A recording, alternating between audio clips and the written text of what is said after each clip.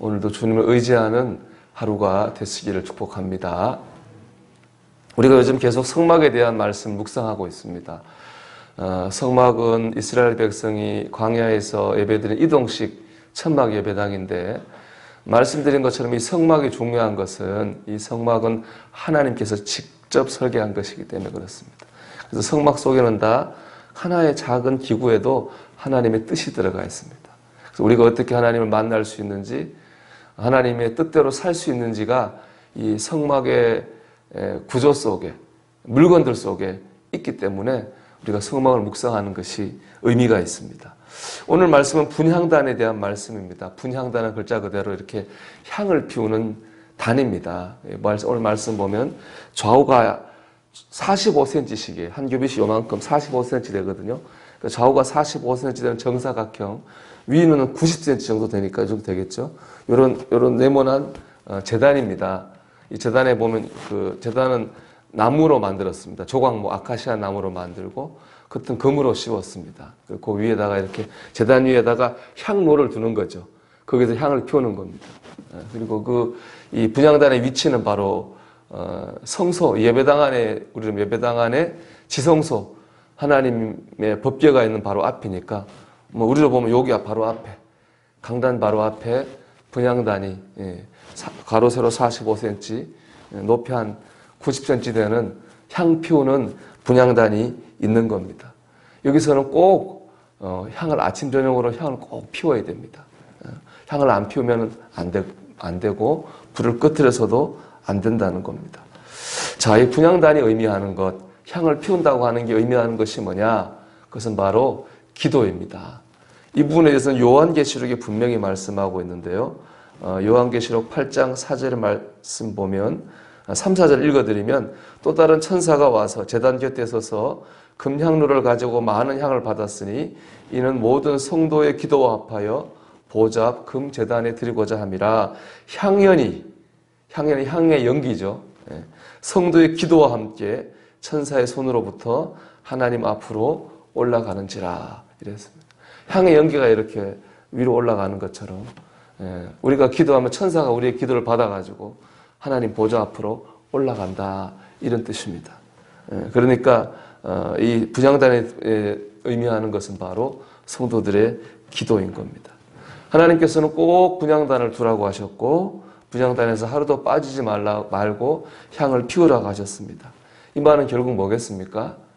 꼭 기도를 해야 됩니다. 기도가 있어야 참 성전이 되는 겁니다. 기도 생활이 있어야지 참 신자가 되는 겁니다. 기도가 빠지면은 성전이 안 됩니다. 기도가 빠지면 성도가 될 수 없다는 말입니다. 여러분, 우리 기도해야 됩니다. 그럴 때 참 성도가 되고 이 성전이 되는 거예요. 그런데 이 요한계시록 말씀, 기도가 향의 연기가 이렇게 올라가는 것처럼 기도가 하나님께 올라간다, 이 말씀이 우리에게 주는 큰 기쁨이 있죠. 그건 뭐예요? 기도가 땅에 떨어지지는 않는다는 거예요. 기도가 헛되지 않는다는 겁니다.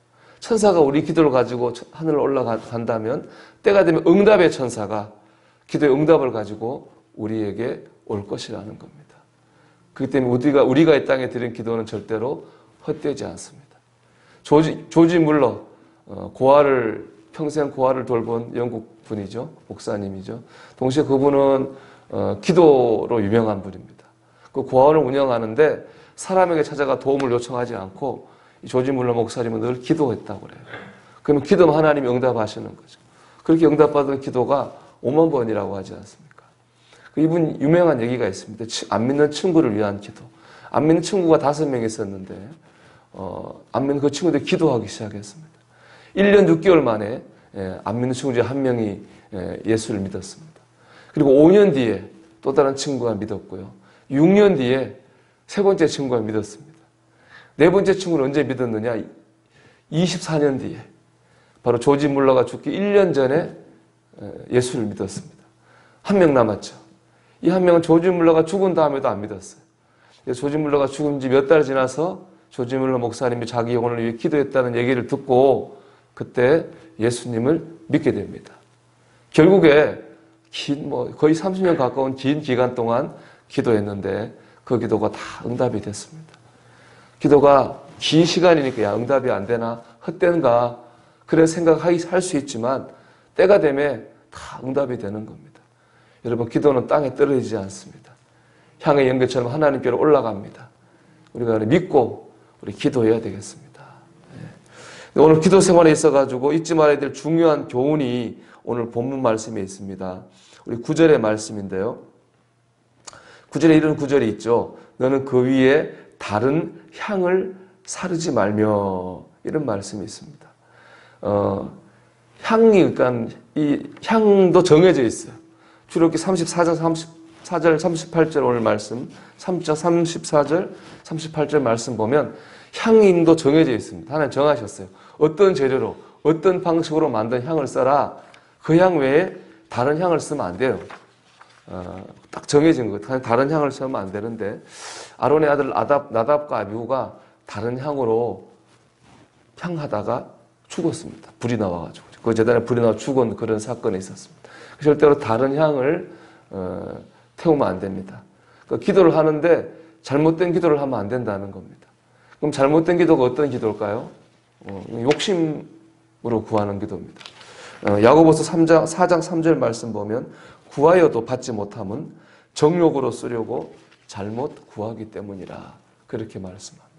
우리가 기도하는데 우리 욕심, 우리 생각에 사로잡힌 기도는 하나님 기뻐하지 않습니다. 제가 이 말씀을 딱 이제 묵상하면서 탁 떠오르는 사건, 사람이 있었습니다. 제가 강화에서 목회할 때인데, 그래서 성도의 누님입니다. 저는 그분은 우리 교회 안 나왔는데 다른 교회 권사님이었는데, 저희 교회 성도가 부탁해서 제가 신방 갔습니다. 원자력 병원 신방 갔는데, 왜냐하면 이제 유방암이, 그분이 유방암으로 고난받고 있었습니다. 제가 그때 뭐 29, 8 이때밖에 안 됐으니까 나이가 어리잖아요. 그래서 무슨 말로 위로해야 되는가 내내 사실은 가면서도 고민을 했습니다. 근데 뭐 위로할 필요가 없었던 것이 그분이 저를 붙잡고 고백을 하는 거예요. 본인이 왜 이런 병을 앓게 되었는지 그분이 고백하는 겁니다. 그분 얘기가, 그분은 권사님이었는데 이렇게 늘 새벽 기도를 다녔어요. 근데 이제 그 동네에 아주 미워하는 사람이 있었던 거예요.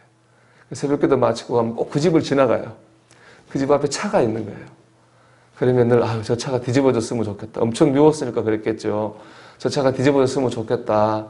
그런 마음속으로 기도 아닌 기도를 한 거예요. 그렇게 하다 보니 어느 날부터 가슴이 아프더랍니다. 그래서 병원 갔더니 그게 유방암이더라는 거예요. 그래서 우리는 모르죠. 뭐 그게 그분의 고백이니까. 그런데 그 말 속에 우리가 깨닫는 것이 무엇입니까? 우리가 미워하는 마음으로 기도해서는 안 됩니다. 저주해서는 안 됩니다. 주님은 원수라도 축복하라고 말씀했어요.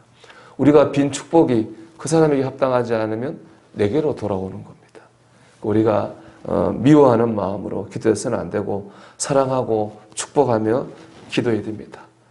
내 욕망과 내 생각과 그것만 가지고 기도해서는 안 되는 거예요. 하나님의 뜻을 따라 우리가 주님이 기뻐하실 기도를 드려야 됩니다. 그 기도는 땅에 떨어지지 않고 때가 되면 꼭 응답받게 될 줄로 믿습니다.